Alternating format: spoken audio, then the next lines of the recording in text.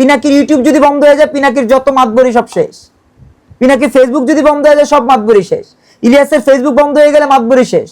ইলিয়াসরা, পিনাকিরা 32 ভাঙিয়েছে তাদের স্বার্থ হাসিলের জন্য। তাদের কি স্বার্থ? তাদের তো দুইটা স্বার্থ। একটা হচ্ছে রয়ের যে নির্দেশনা সেটা তারা বাস্তবায়ন করেন। র কেন 32 নম্বর ভাঙতে বলবে প্রশ্ন আসতে পারে। র কেন 32 নম্বর? র 32 নম্বর ভাঙতে বলবে এই কারণে যে 32 নম্বর ভাঙলেই তাদের মিডিয়া বাংলাদেশের বিরুদ্ধে কথা বলতে পারবে। না ভাঙলে তো বাংলাদেশের বিরুদ্ধে কথা বলা যায় না। আপনি যখন বঙ্গবন্ধুর ভাস্কর্য ভাঙেন তখনই ভারত বাংলাদেশের বিরুদ্ধে কথা বলে। পিনাকির বিরুদ্ধে কিন্তু কোনো কথা বলে না, ইলিয়াসের বিরুদ্ধে কথা বলে না, বাংলাদেশের বিরুদ্ধে। আর বাংলাদেশের বিরুদ্ধে যখন কথা বলে তখন আলটিমেটলি বাংলাদেশের সার্বভৌমত্ব হুমকির মধ্যে পড়ে। কারণ আমি তো পারমাণবিক শক্তিধর দেশ না।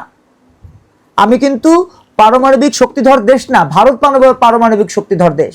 একটা মিসাইল যদি কোনোভাবে আমার দেশের রাজধানী ঢাকায় পড়ে, ব্রাহ্মণবাড়িয়া, কিশোরগঞ্জ, ফেনী, নোয়াখালী, এদিক থেকে আপনার এই কি বলে গাজীপুর, ওদিকে টাঙ্গাইল, সব শেষ হয়ে যাবে। আমার দেশকে ধ্বংসের জন্য যত রকমের নকশা, সেই নকশাগুলো পাচ্ছে র, আর সেই রয়ের এজেন্ট হচ্ছে এই পিনাকি ইলিয়াসরা।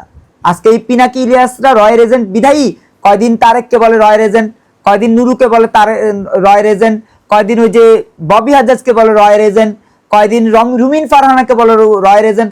কালকে হয়তো আপনার এই ভিডিও যদি একটু ভাইরাল হয়ে যায়, যদি একটু বেশি টেশি দেখে, কালকে আমাকে বলবো রয়ের এজেন্ট। কারণ একটু বেশি ভাইরাল হয়ে গেলেই ভাবে যে এটাই মনে হয় রয়ের এজেন্ট। কিন্তু নিজেরা তো রয়ের এজেন্ট। যে কারণে যে বলে না যে এই যার মনে যা লাভ দিয়ে পড়ে তা, ওরা নিজেরা তো রয়ের এজেন্ট। যে কারণে যে একটু ভাইরাল হয়ে যায় ভাবে যে এটা মনে হয় রয়ের এজেন্ট। কিন্তু বাস্তবতা এরা হচ্ছে রয়ের এজেন্টই শুধু না, এরা বাংলাদেশের স্বাধীনতা, সার্বভৌমত্ব, সংবিধান এবং আমাদের জাতীয় পতাকার বিরুদ্ধে উঠে পড়ে লেগেছে, আদা জল খেয়ে লেগেছে। এদেরকে প্রতিহত করার দায়িত্ব আপনার, আমার, আমাদের। এটা তো জনসমর্থন না।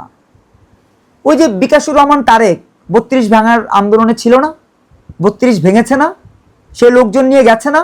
সেই তারেক কি এখন পিনাকির পক্ষে আছে? ইলিয়াসের পক্ষে আছে?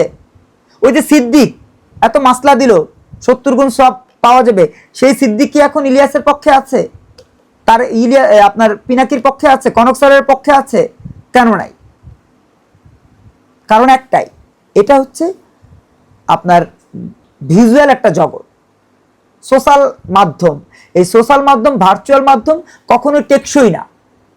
আপনি চিঠি লিখতেন, মনে করেন আমি আজকে থেকে 20 বছর আগে চিঠিতে লেখা খামে ভরে লেখা পাঠাতাম বিভিন্ন পত্রিকায়। আমি আমার বন্ধু বান্ধবকে চিঠি লিখতাম। সেই চিঠির ডকুমেন্টসটা আছে এখন আমার কাছে বা তার কাছে। কিন্তু ফোনে যে আপনি কথা বলেন সেটার কি কোনো ডকুমেন্টস থাকে? মোবাইল নাই তো আপনার ডকুমেন্টস নাই। পিনাকির ইউটিউব যদি বন্ধ হয়ে যায়, পিনাকির যত মাতবরি সব শেষ। পিনাকির ফেসবুক যদি বন্ধ হয়ে যায়, সব মাতবরি শেষ। ইলিয়াসের ফেসবুক বন্ধ হয়ে গেলে মাতবরি শেষ। ইউটিউব বন্ধ হয়ে গেলে মাতবরি শেষ। তাহলে এদের ওই জনবলের দৌড় হলো ভার্চুয়াল জগৎটা। এই জগতে কেউ কারো না। আজকে যে আপনাকে গালি দিচ্ছে, কালকে আপনার প্রশংসা করবে। ভার্চুয়াল জগৎটা কিন্তু এরকম।